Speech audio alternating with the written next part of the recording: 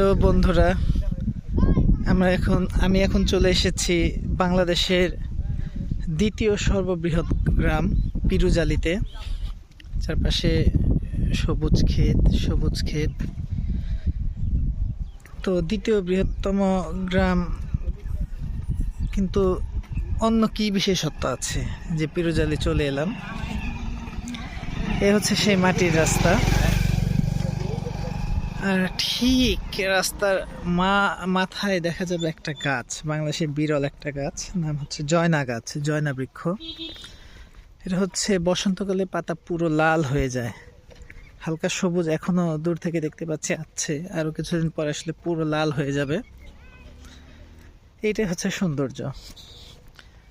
মানুষ অনেক টাকা পয়সা খরচ করে রিসোর্ট, বিভিন্ন হিস্টোরিক্যাল প্লেস দেখতে যায়, কিন্তু এইটার যে একটা অনুভূতি সেটা সবাই নিতে পারে না। যদিও আমি ভিড় এড়ানোর জন্য ভর দুপুরবেলা চলে এসেছি, তবুও ভিড় এড়াতে পারিনি। সম্ভবত 50 লোক এখনো সেই জয়না বৃক্ষের নিচে আছে।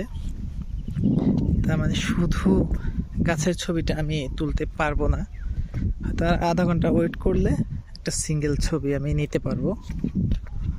ওকে বন্ধুরা।